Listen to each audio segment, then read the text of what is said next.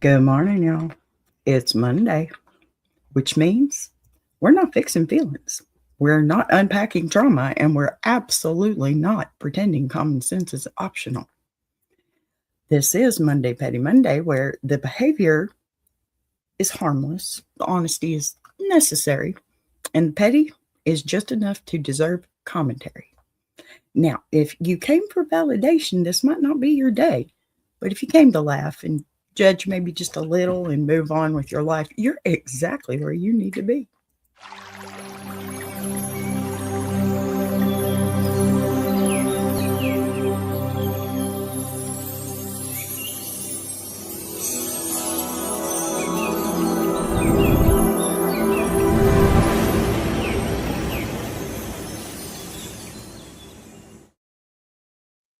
All right, welcome back, y'all. This is Ask a Bee, and today is Monday, Petty Monday, which means that we are staying inside the same universe we've always built here, okay? With a slightly different lens. This is still thoughtful, this is still grounded, and this is still human. But today, we are not doing emotional gymnastics to justify behavior that never needed to happen in the first place. Mondays are for noticing nonsense, not fixing it. Let me say this clearly because tone matters here. Monday, Petty Monday, is not about being mean. It's definitely not about dragging people for sport. This is about harmless, honest, everyday petty. The kind of petty that doesn't ruin lives, but does make you stop and ask yourself how someone arrived at that decision with a straight face and full confidence. This is the I'm not mad, I'm impressed you committed to that lane. Okay. We judge, yes, but we do it quietly, subtly, observantly. The only way you judge when you're listening to a story and you don't interrupt, you don't argue, you just let the details pile up until the conclusion speaks for itself. That's the Ask a Bee way. I'm not here to yell, you're wrong. I'm here to say, help me understand this part. And then let the silence do the work. So today, you're going to hear letters where the writer is being petty on purpose, maybe without realizing it, maybe full aware and proud of it. Okay. That's your your heart slot. Those are the moments where someone chooses chaos, stood 10 toes down in it, and now wants to know if the confidence alone makes it okay. Sometimes it does. Sometimes it absolutely does not. Either way, we're going to talk about it. Then you're going to hear letters from people dealing with petty behavior, coming at them sideways. Okay, that's gravel road. That's the slow realization that you're not crazy. You're just surrounded by someone doing entirely too much for no good reason. We're not fixing those people today. No, we're just naming what's happening and deciding how much energy it deserves. This is not therapy hour, okay? This is not healing circle. This happens plenty the rest of the week, okay? Monday, Petty Monday is where we acknowledge that not every situation is deep and not every decision deserves a long conversation. Some things just deserve a raised eyebrow and a long pause and a very calm, well, that was a choice. And before anybody worries, no, we are not turning it into a roast show. Okay. There's still warmth here. There's still grace here, but there is also accountability through observation and humor through honesty, right? Think less lecture, more I'm going to let you hear this out loud and see how it lands. If you're new here, welcome in. You don't need a thick skin, but you do need a sense of humor. If you've been here a while, you already know I'm not interested in embarrassing people. I'm interested in understanding patterns, calling out unnecessary behavior, and doing it in a way that makes you laugh instead of get defensive. Okay. So grab your coffee, settle in, get comfortable. We've got some petty on deck today that is harmless, honest, and just petty enough to deserve commentary. And if at any point you catch yourself thinking, I would have done that or wouldn't have done that, congratulations. You're exactly where you need to be. Let's see who we have talking. Hello, 420 Cool Gamer. How you doing? Pardon me, I'm going to blast y'all for a second. I forgot to do that. I get to forgetting to do that, IGGY, right? Okay, so done blasting. Let me get my notes reset. That's not the way to do it. Y'all, I'm trying this new thing out here and I don't think it's working right. I just don't. Nope, it's not. All right, that's okay because I'm about to fix it. Pardon me, work with me here. It's what happens when a YouTuber gets new toys, you know, and then it says, hey, this is new and we don't like it. So could you maybe fix that? And you're in the middle of a live show. That's when it's the bestest ever, right? Okay, so now that I've got it fixed, before we get into the letters today, I want to start with situation, okay, that's been sitting with me because it's a good example of the kind of petty that we're talking about on Mondays. All right, this isn't a big dramatic blow up, and it's not a situation where anyone was openly disrespectful. It's one of those moments that only becomes clear when you replay it later and realize exactly how much confidence someone had in a choice that didn't actually belong to them. Now, this happened in a space where people show up because they care, not because they're clocking in. A place built on goodwill, shared effort, and the understanding that everyone's contribution matters because there isn't a backup team waiting in the wings. When something works, it's because people quietly did the work. When it doesn't, it's usually because someone decided commentary counted the same as participation. No. What made this moment stand out wasn't what was said, but how it was said. The phrasing was careful, polite, even. The kind of wording that sounds helpful on the surface, but carries an expectation underneath it, right? So, suggestions delivered as observations, opinions framed as concerns are all very measured, all very confident, and all coming from a place that wasn't actually in the middle of the work. I remember listening and thinking, okay, that's an interesting take. Not wrong exactly, just bold, especially considering where it was coming from. And instead of reacting in the moment, I did what I usually do and I just paused. I let it sit. Don't react. You guys know I tell you that all the time. Don't react. Okay. I watched to see what was going to happen next because what people do after they speak often tells you more than the words themselves, right? That's where the petty comes in. Not loud petty, and not dramatic petty. It's the kind of where you just don't argue, you don't correct, you don't explain, you just stop cushioning the impact. You let the idea exist on its own and see how it performs without assistance, okay? So as I tell this story, which this is my story, keep the lens in mind, okay? Nobody is being attacked. Nobody is being dragged. This is simply about noticing what happens when someone wants influence without involvement and what it feels like to quietly step back and let things land exactly where they land. With that in mind, let me tell you what happened, okay? This is the fun part. I mean, yeah, because my tools aren't working right still. So here we go. Let's see if I can get this done now. Yay, we're doing it right. Y'all, I'm sorry. StreamYard has a teleprompter, and I'm trying my best to use it with my notes, but it's really starting to drive me nuts. Anyway, yo, you got a question. What's your question? Punk. Symbols Punk. I'm not sure what your name is, but you got a question? Let me hear it. Love to answer questions. That's why I'm Ask a Bee.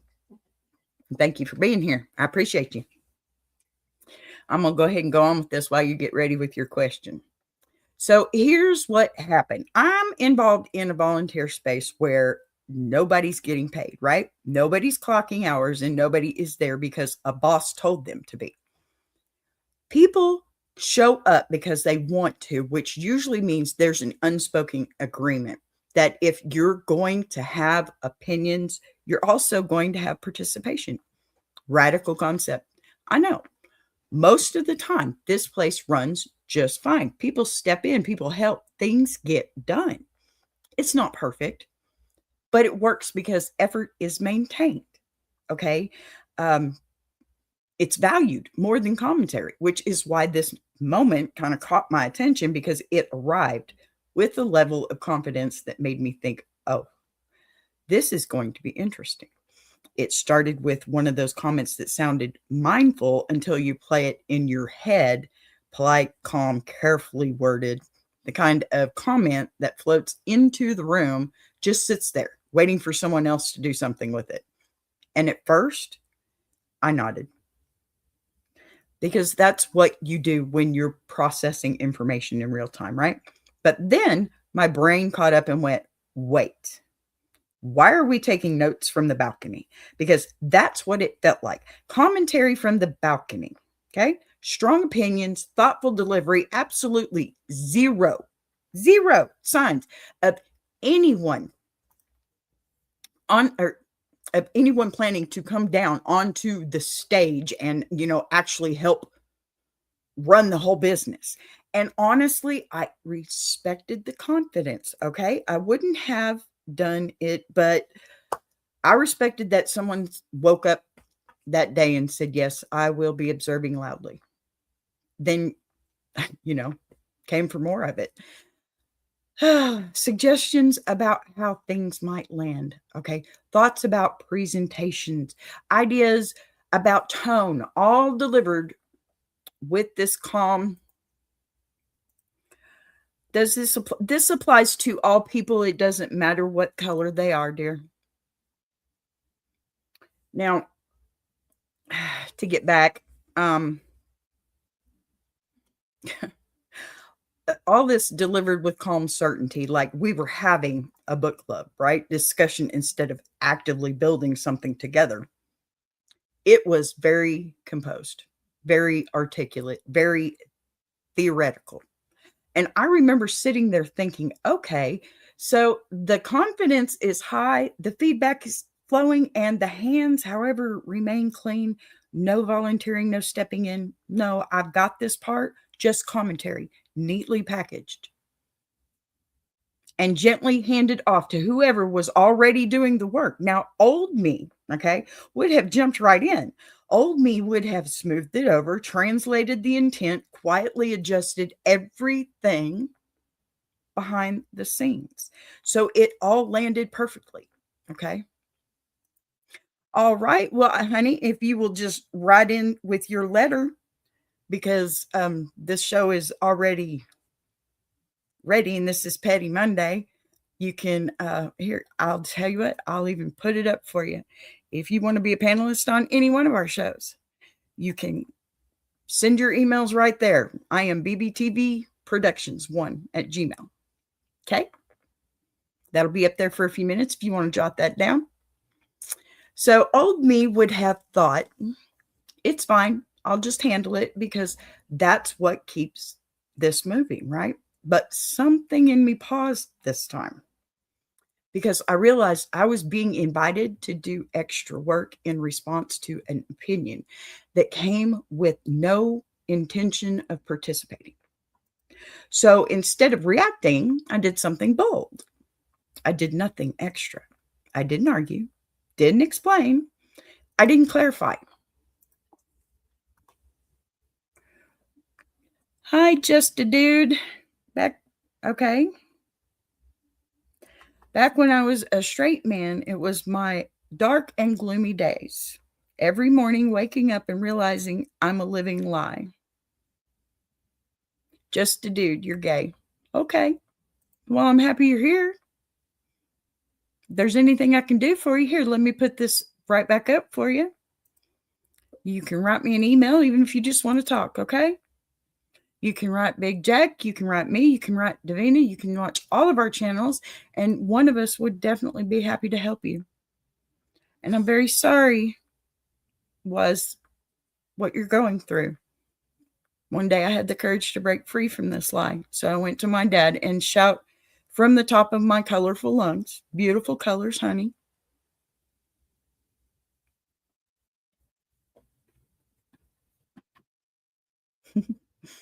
Go ahead, give me your story. We can talk about this right now if that's what you want to do. That's what I'm here for. I can go on with the show after we're done.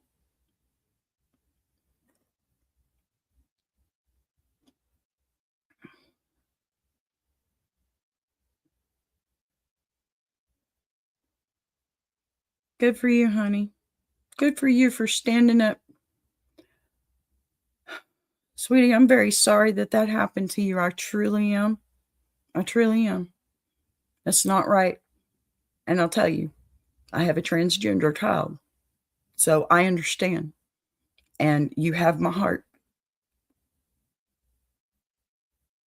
I'm sorry you went through that, honey. I have another banner for you I'd like to give you. I hope you'll take this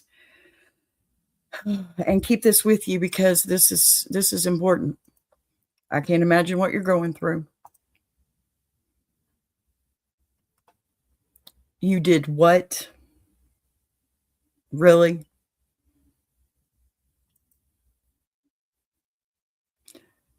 So that's what this is about?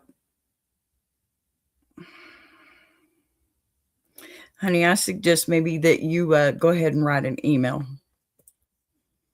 Because this part right here is about to be deleted because that's just kind of rude. Okay, let's not be rude here. I won't push you out of here. And I'm sorry for what you've gone through, if that's really true, especially after that almost last statement. You might want to try and grab your phone, text some 988 if that's really what's going on, or 911, because you need to get you some help, sweetheart. And I'm sorry you have to do that. You are very supported here, darling, and I'm sorry. I really am that you have gone through that. I really am. People have a hard time in life right now, and I hate that it's that happening. Okay? Now, I'm going to get back to my show. I would really appreciate it if you go ahead and, you know what, I'm going to pull this down again, and I'd like to put this back up here for you. You want to write me an email, you go right ahead. And we can talk, okay? BBTV Productions 1 @gmail.com. That's me. All right? Write me an email. We'll talk. Okay. Now, I'm going to have to get back to the show, y'all, because I got time limits. I appreciate you being here, hon. Take care of yourself, okay? You got numbers to call. Use them. You got an email you can use. Let me know. All right? Thanks a lot, man. Thanks a lot. You do you, and you be proud of you. Okay? You are beautiful. And I don't even know what you look like, for the simple fact that you brought your story out in the open. And regardless of how you treated you, you still feel yourself. And that's okay. That's what you need to do. Okay? Take care of yourself, please. Okay, now I'm going to get back to this. A little bit somber mood, but I'm going to try and be petty again, okay? It's hard being petty after a story like that, honey, but I'm serious. Take care of yourself. All right, so let me go back a little bit because, yeah. So, okay, I did nothing extra. I didn't argue, right? I didn't explain. I didn't really clarify. I just kept doing exactly what I had already committed to doing. No more, no less, which it turns out a very effective way to introduce reality into a situation. Because once I stopped cushioning things, little gaps started showing up. Nothing dramatic, right? No fires, just moments where things didn't magically resolve themselves. Timing felt off, decisions felt heavier. The flow wasn't as smooth, not because anyone sabotaged anything, but because the invisible assistant everyone had grown used to had clocked out. And suddenly the vibe shifted. You could feel it, not loudly, but enough. That quiet discomfort that creeps in when people realize, the system relied on someone doing more than they ever agreed to. I just sat there thinking, look at that. Nature is healing. There were moments, okay, where I absolutely could not or could have jumped back in and fixed this, smoothed it, saved the flow, right? And the instinct was there because habits die hard. But I stayed put, mostly out of curiosity, okay? I wanted to see what would happen when the commentary had to stand on its own without someone else translating it into an action. Spoiler alert, confidence does not do the work by itself. What I learned was simple. Sounding sure and being involved are not the same thing. Having thoughts is not the same thing as carrying responsibility. It's very easy to talk about how things should look when you're not the one making it actually function, right? And here's the petty part, because yes, there is one. I didn't feel bad. I felt calm. Calm in the way you feel when you finally stop rearranging the furniture around someone else's opinion. Calm in the way you feel when you realize you don't actually owe anyone extra effort just because they said something confidently. If someone wanted a different outcome, they had every opportunity to step in and create it. If someone wanted a higher standard, they were welcome to participate in upholding it. And all I did was stop filling in the space between intention and execution. So when I look back on it now, I'm not mad. I'm not offended. I'm mostly impressed by the confidence, impressed by the commitment to commentary, and equally impressed by how quickly the atmosphere changed when the sidelines stayed exactly where they were. I wouldn't have done it, but I respect that someone chose chaos, and that is Monday, Petty Monday. You know it is, for real, because it's just how Monday works, I think. It's like you're straight now. Okay, well, you choose you however you want to be, okay? So, let's see here. That is not the one I wanted. Please do it right. Okay, copy. Yep, I'm getting all discombobulated. There we go. So, all right. Now that I guess we've established the tone for the day, it's time to move into Bless Your Heart, which is the part of the show where someone writes in fully aware they might be doing a little too much, but confident enough to ask anyway. This is not a cry for help. This is not confusion. This is someone looking around at situation that actively contributed to and saying, hear me out. Bless your heart letters are special because the petty is coming from inside the house. These are the moments where the writer made a choice, stood by the choice, doubled down on the choice, and now wants to know if the confidence alone somehow makes it reasonable. Sometimes it does. Sometimes it absolutely does not. Either way, the audacity deserves airtime. This is also where subtle judgment does its best work, because I'm not here to tell anyone they're wrong. I'm here to walk through the decisions in the order they happen and let the math do the math. Think less courtroom drama, more raised eyebrow and a long pause where everyone quietly agrees something feels off. So as you listen to this letter, because I'm still doing the videos, trying to save my voice, y'all, I want you to pay attention to what's being said and what's being skipped. Notice who's doing the work, okay? Who's doing the talking and who seems very confident about how things should go, while I guess staying comfortably out of the splash zone, I think we'll call it. Those details matter, all right? Let's get into the Bless Your Heart letter. Dear B, I volunteer at a community-based organization that relies entirely on people showing up because they want to, not because they're paid. Most of us do a little bit of everything, and for the most part it runs smoothly because everyone understands that if you don't pull your weight, someone else ends up carrying it. There's one person I work alongside who seems to approach things very differently.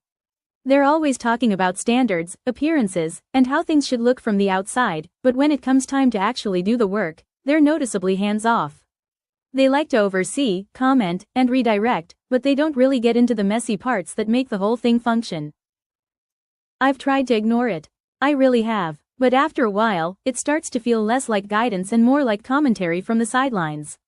Especially when suggestions come wrapped in vague statements like, some people feel, or, it might come across better if, without ever actually taking ownership of the feedback or stepping in to help execute it. Here's where I might be the petty one. Instead of continuing to smooth things over or compensate for the gaps, I stopped adjusting my own workflow to accommodate theirs. I still do what I'm responsible for, but I no longer anticipate their needs, translate their intentions, or quietly fix things after the fact. If something goes unfinished or awkward because no one stepped in, I let it stay that way. I didn't make a scene. I didn't call it out publicly. I didn't confront them directly. I just matched their level of involvement. And now there's a noticeable tension that wasn't there before, even though nothing was ever said out loud.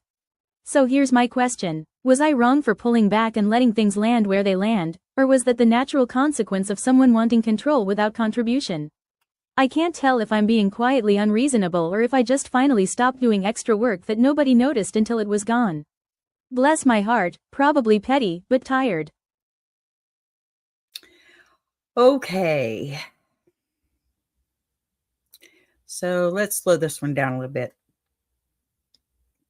Because this one is one of those letters that sounds reasonable if you skim it, but starts telling a different story the longer you sit with it. On the surface, you're calm, you're measured, and you're very intentional about how you describe your actions, which already tells me you've replayed this more than once, right? When someone writes like that, it's usually because they're trying to decide whether their confidence crossed the line into something else. You're in a volunteer environment, right? And that matters more than people like to admit. Volunteer spaces don't run on titles and they don't run on commentary. They run on effort. They run on people showing up, doing the unglamorous parts, and quietly filling gaps because they believe in the bigger pictures. Influence in a space like that isn't granted by proximity or opinion. It's earned by participation, okay? That's the benefit we have to establish before anything else makes sense, right? So, what immediately stood out to me is how much attention you paid to how things appeared versus how they actually functioned. There's a lot of focus on presentation, tone, and like perception, okay? And not a lot of focus on execution here. That's not inherently wrong, but it's revealing. It suggests a mindset that values the idea of order more than the work that creates it. And in a volunteer space, it really matters, okay?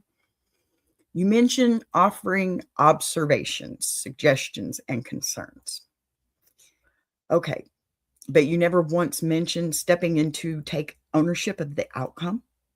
That's where this starts to tilt just a little bit for me, because there's a difference between collaborations and commentary, and the line between them is whether you're willing to get involved when things get uncomfortable. It's easy to talk about what should happen. It's harder to be the person who makes it happen, okay? Now, let's talk about the choice you made, because this is where the petty lives. You didn't confront the situation directly. You didn't announce a boundary. You didn't call anyone out. Instead, you pulled back quietly. You stopped compensating. You stopped smoothing. You stopped translating intentions into action. And whether you meant it that way or not, that decision carried weight. Big weight. Some people would label that passive aggressive. I don't agree with that. Passive aggressive behavior usually involves mixed signals and indirect punishment. What you did was consistent. You matched your effort to your actual responsibility and removed the invisible labor that had been propping things up. That's not aggression, that's alignment.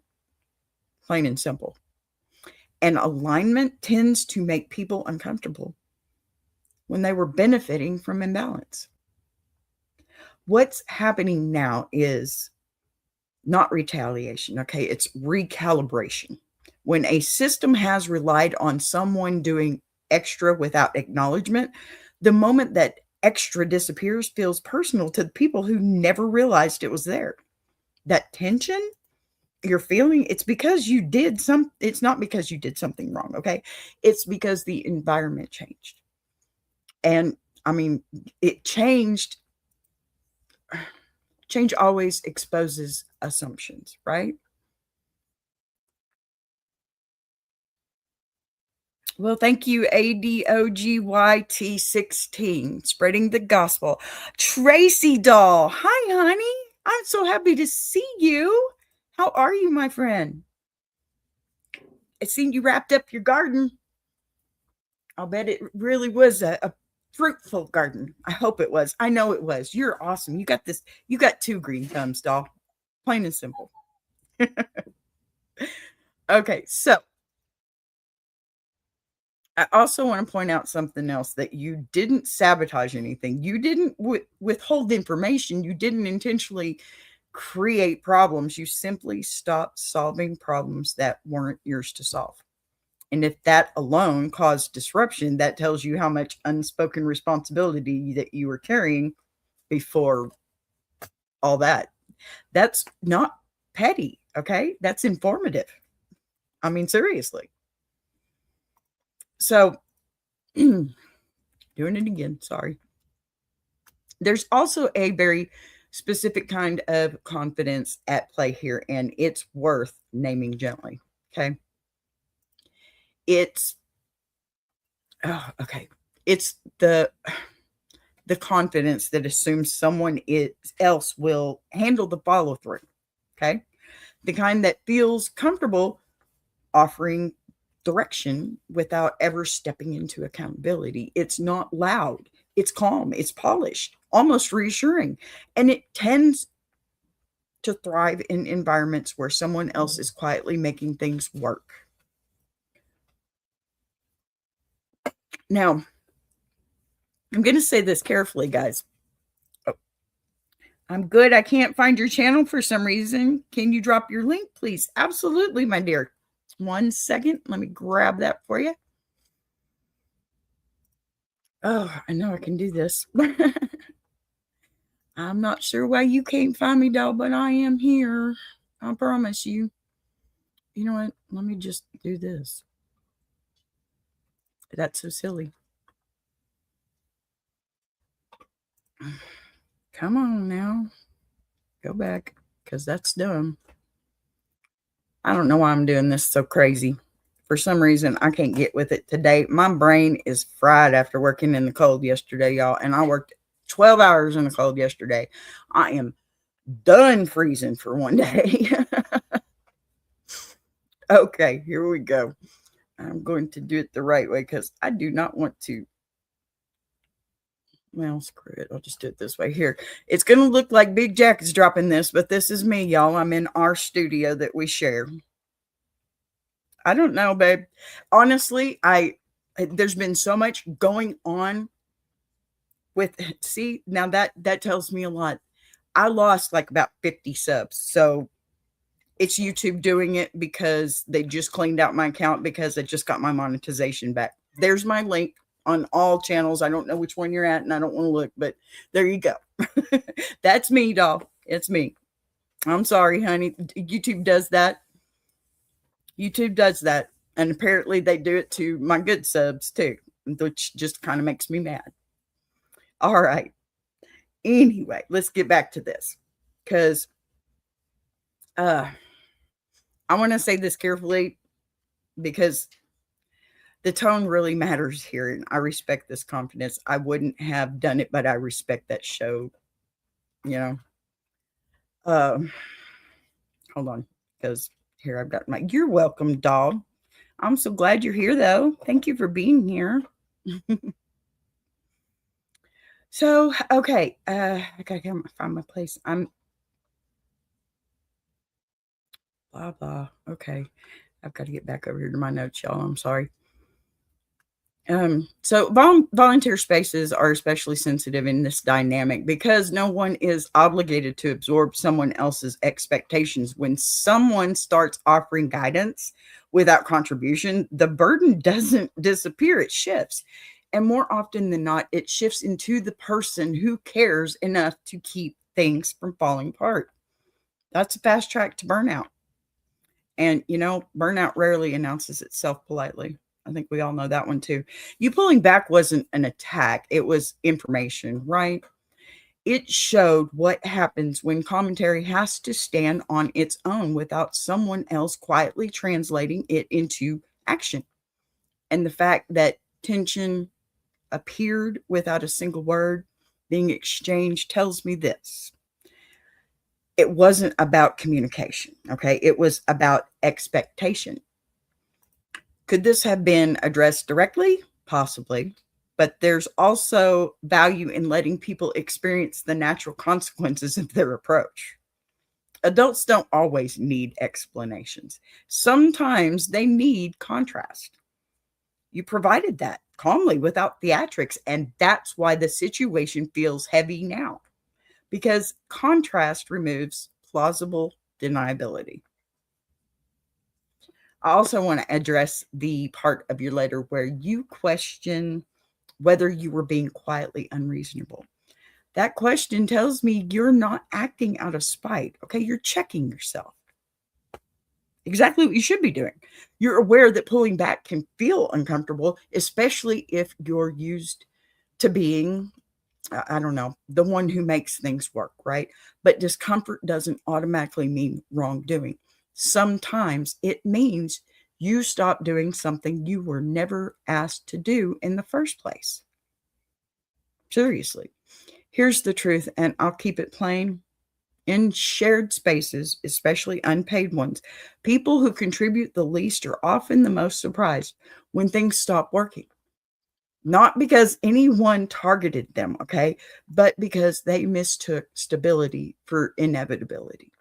Stability is built. When the builders step back, the structure reveals itself.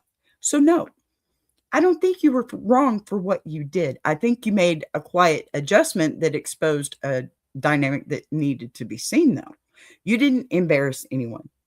You didn't escalate. You didn't make it personal. You just stopped cushioning reality. That's not a bad thing. And if someone felt unsettled by that, that's worth sitting with, because the discomfort isn't about your behavior. It's about the sudden visibility of effort that used to be invisible. That's not cruelty, that's clarity. If there's any takeaway here though, it's this: okay, influence without involvement is fragile. It only works as long as someone else is willing to absorb the consequences. The moment that stops, the whole thing gets shaky. And sometimes the most respectful thing you can do is step aside and let that shakiness be noticed. Bless your heart, not because you handled this perfectly, pardon me, but because you trusted yourself enough to stop overfunctioning. You didn't burn anything down. You didn't make a mess. You simply chose not to hold the entire structure up by yourself anymore. And honestly, I wouldn't have done it, but I respect that chaos that you chose. Some crazy chaos, but I respect that. I do. I do. Now, here comes the part where I'm going to give my voice a little break because that was a long one. Thank you, honey. Love you. Oh, ads. Yay, paid. Woo. Thank you, Tracy. Love you. My Tracy doll is back. I love it. Okay, so I have a little break video I'm going to give y'all here in just a second. I just want to say this. This is a video that I made for the I See You, Honey This is a video that I made for the entire universe that I work with. I am BBTV, and I work with an amazing group of people, with Mama Lions with Rising Resilience, and with Big Jack Storytime with the Iron Sharpening Iron Show. Now, the Iron Sharpening Iron Show is about to be the Iron Sharpening Iron universe, and we are headed into 2026 with high ambition. Let me tell you, we are doing nothing but going up and up. So first, I'm going to give you let's see, this right here. And then I'm going to play you my little video because I'm pretty proud of it. Don't forget to listen to the song real good because I wrote those lyrics. Thank you, Suno.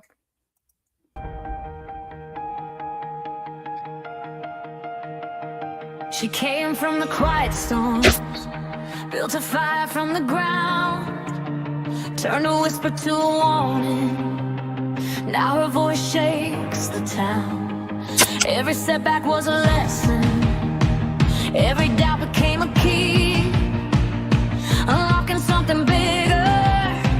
That's the rise of Boss B. When the lights go low, her vision hits high. She built a whole damn network off a promise and a try. Every sunrise, every moment, she's stacking legacy. This ain't just a channel, this is BBTV. A Boss B rising, BBTV's igniting. Turn the volume up, yeah, the whole world's invited. From the gravel road to the neon dream, she built an empire out of broken wings. Boss B rising, sky ain't even the ceiling. When she hits go live, everybody feels it.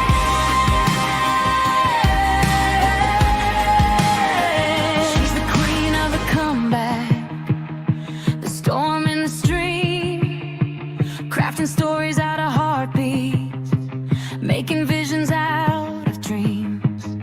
Got thunder in the hustle, got a voice that cuts clean. Every mic she touches turns the power unseen. So let birds spin the numbers, let the views rise slow or fast. Boss B doesn't measure wins by echoes of the past. This moment is a pivot, this season's history. Bow down to the founder of the BBTV dynasty. Boss B rising, BBTV's igniting. Turn the volume up, yeah, the whole world's invited. From the gravel roads to the neon dream, she built an empire out of broken wings. Boss B rising, sky ain't even the ceiling. When she hits go live, everybody feels it.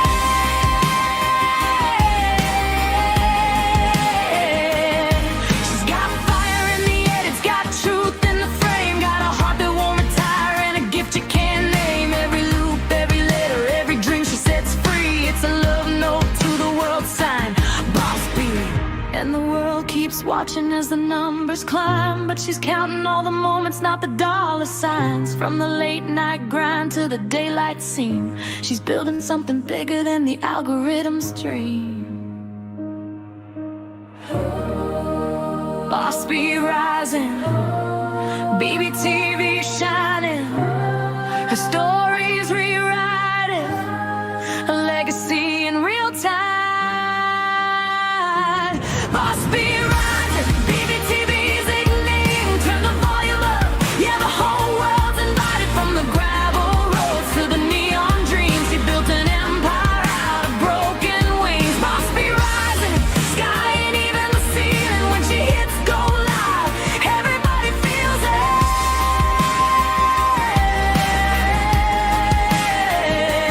BBTV, where the stories breathe. BBTV, where the dreamers believe. Boss B rising, watch her take her place. This is BBTV, this is her grace.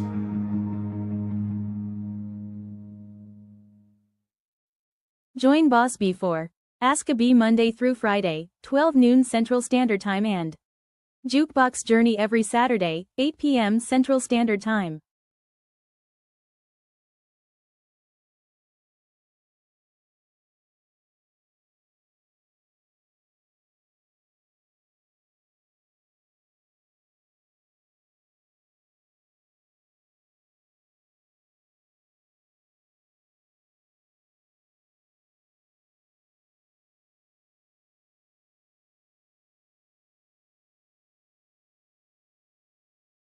I am muted. Thank you, Tracy. See, this is why I need you. I can't believe I forgot to unmute it.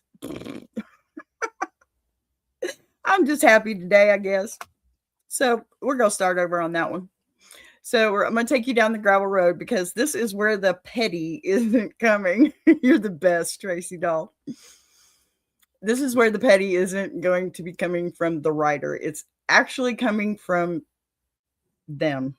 Or it's coming at them, pardon me. And if Bless Your Heart is about choices people made with confidence, Gravel Road is dealing with the aftermath of someone else's unnecessary behavior without losing your mind in the process, okay? Because Gravel Road letters usually come from people who are standing there thinking, I didn't start this. I didn't escalate it. And yet here I am trying to figure out how to walk away without kicking a rock on the way out, okay? These are the situations where someone else is doing entirely too much and the writer is just trying to decide whether to ignore it, address it, or accept that this is now a regular feature of their life.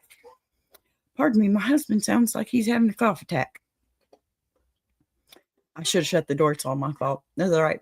No worries. This is also where perspective matters, okay? Because when you're dealing with a petty person, the temptation is to either match their energy or overcorrect for it, right?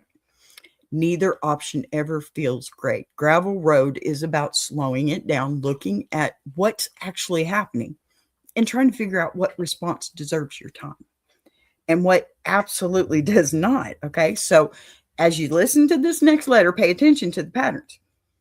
Notice how often the behavior repeats, how predictable it is, and how much effort the writer has already put into not making it a bigger deal than it needs to be, right? Most of the time, the answer isn't dramatic, it's practical. And it starts with recognizing when someone else's petty doesn't require your participation.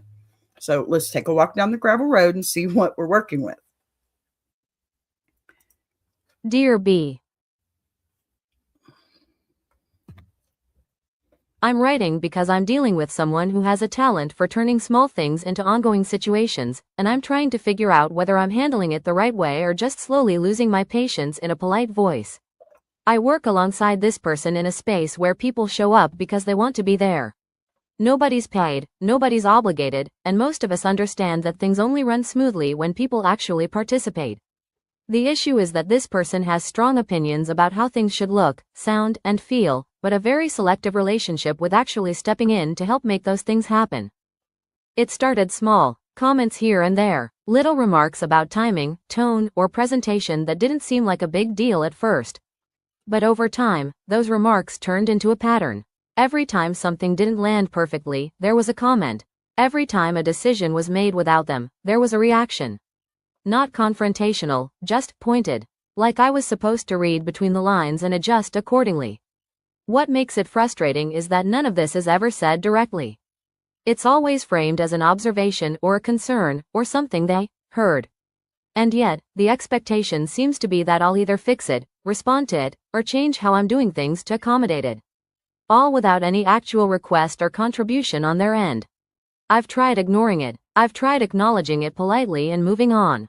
I've even tried adjusting my own approach just to keep things from feeling awkward. But no matter what I do, the commentary continues, and the tension seems to follow me around like a shadow I didn't ask for. Lately, I've started pulling back. I'm still doing what I agreed to do, but I've stopped anticipating their reactions or trying to preempt their comments. If something doesn't meet their expectations, I let it be what it is. And now I can feel the shift. Things feel colder, quieter. There's this unspoken sense that I've done something wrong, even though nothing was ever said out loud. I don't want to escalate this. I don't want a confrontation. But I also don't want to keep absorbing someone else's passive behavior just to keep the peace. Am I being reasonable by stepping back and letting things land, or am I making the situation worse by not addressing it head on? Gravel Road is feeling pretty rocky right now, trying not to match the energy. Okay. Yeah. All right. Jeez. Okay, let's take this one carefully because this is a situation a lot of people recognize immediately. even if they've never had words for it. You're not dealing with an open conflict, okay? You're dealing with commentary. You see the theme today? And commentary, especially the quiet, pointed kind, has a way of draining energy without ever giving you a clear moment to respond to. You're in a volunteer environment, which immediately changes the rules of engagement. No one is being paid, no one is obligated to stay, and no one signed up to be managed. That means cooperation works best when it's mutual and transparent. When it's not, tensions, they creep in quietly and they set up shop without asking permission. What stands out right away in this pattern you described, this isn't a one-off comment or a misunderstanding. This is a repeated behavior, small remarks, side comments, observations framed as concerns. Nothing direct, nothing actionable, and nothing that actually requires the person making the comments to step in and help resolve the issue. That pattern matters more than any single comment ever could. When someone consistently offers opinions without ownership, it creates a strange imbalance, right? You're left holding the responsibility to interpret, adjust, and respond while they get to remain comfortably vague. It's a clever position, whether intentional or not. If things go well, they can feel affirmed, right? If things go poorly, they can say they tried to say something. Either way, the work isn't theirs. You've already tried the responsible options. You've ignored it. You acknowledged it politely. You adjusted your approach to keep things smooth, and none of that resolved the behavior, which tells you something important. The issue isn't a lack of communication. The issue is expectation. Someone expects their commentary to carry weight without carrying responsibility. So when you pulled back, you didn't create a problem. You revealed one. Okay, let's talk about that pullback, because this is where people often second guess themselves. You didn't stop doing your part. You didn't sabotage anything. You didn't retaliate. You simply stopped anticipating someone else's reactions and stopped preemptively fixing things that were never clearly assigned to you. That's not avoidance. That's boundary setting in action. Okay, even if it was announced as such. And yes, when you do that, things feel colder, quieter, slightly uncomfortable. That's not because you did something wrong. That's because the emotional labor you were providing quietly disappeared. And now the space has to adjust. Systems always react when the person smoothing the edges steps back. It can feel personal to the people who benefited from it, even when it isn't theirs, right? There's also something worth naming about the kind of petty that you're dealing with here. This isn't explosive petty. This is strategic petty, okay? The kind that hides behind tone and phrasing. The kind that relies on implication instead of directness. It's exhausting precisely because it never gives you a clean moment to address it. You're always reacting to shadows. And here's the part that might make you laugh a little, because sometimes humor helps us see things clearly. There is a special confidence involved in offering repeated commentary while remaining allergic to actual involvement. It's impressive. In a way, maybe not. I wouldn't have done it. Nope. I wouldn't have done it. But I respect the commitment to staying in the observation deck. Truly. What you're feeling now isn't guilt, though. It's discomfort from breaking a pattern. When you stop compensating for someone else's behavior, you feel exposed at first. Natural. Completely natural, because you're used to being the one who keeps things steady. But steadiness that depends entirely on one person, it's not sustainable. It's just and it's just invisible until it isn't. Okay. Now, you asked whether making things worse by not addressing it head on. Okay, that depends on what you mean, really, by addressing it. A confrontation isn't always the most effective move, obviously, especially when the behavior itself avoids directness. Sometimes matching clarity with clarity works. Other times, consistency does more than conversation ever could. Hi, Daniel. That sounds like YouTube. Yeah, it does, doesn't it, Tracy? So, right now, your consistency is doing the talking. You're doing what you agreed to do. You're no longer translating someone else's tone into action. You're allowing their commentary to exist without immediately reacting to it. That's not escalation. That's neutrality. If the behavior continues, you may eventually decide to say something plainly, not emotionally, okay, not defensively. Something as simple as ask for, I don't know, uh, direct request instead of implications, or who will be handling a task when a concern is raised. Those questions don't accuse, they clarify. And clarity tends to make vague behavior very uncomfortable very quickly. But here's the key point I don't want you to miss, okay? You are not required to absorb passive behavior just to keep the peace. Peace that depends on one person carrying all the weight isn't peace. It's quiet resentment waiting for a reason to speak up. You're also not responsible for managing how someone else feels when their commentary stops being quietly accommodated. Fact the madness. Absolutely. Good to see you, brother. How are you? People sometimes perceive neutrality as being weak. I beg to differ. Weak. Well, I can understand that. But, neutrality can also be self-preservation. So, tension isn't cruelty, okay? Sometimes it's just the sound of a system adjusting to reality. What I hear in your letter is someone who's trying very hard not to become the thing that they're dealing with.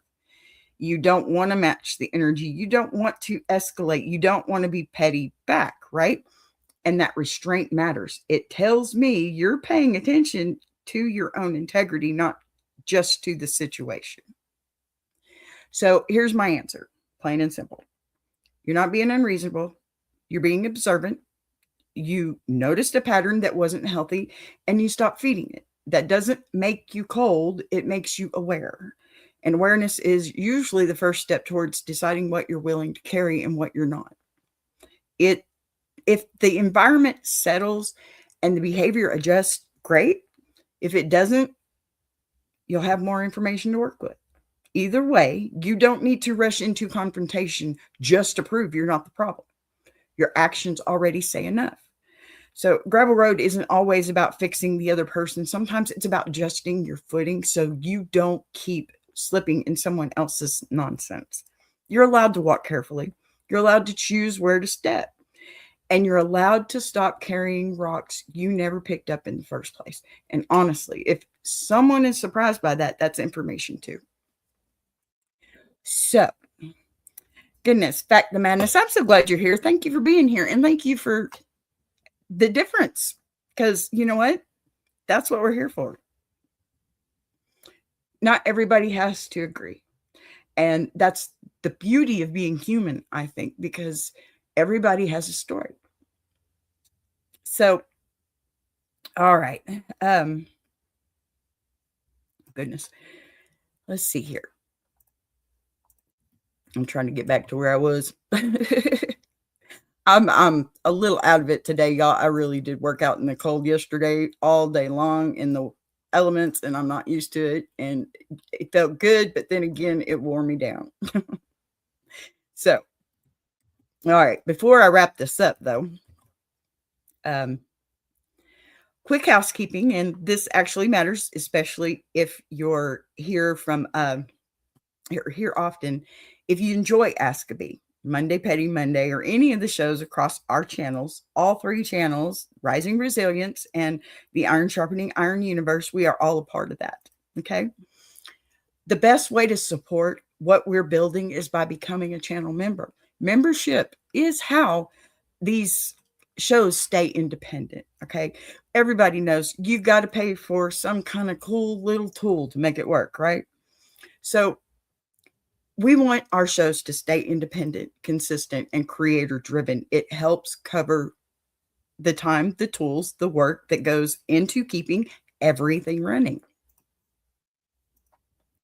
Ads, yay, Tracy, that's 3, honey. Love you. So it keeps content exactly where it belongs with the people who built it, because becoming a member is simple. Okay.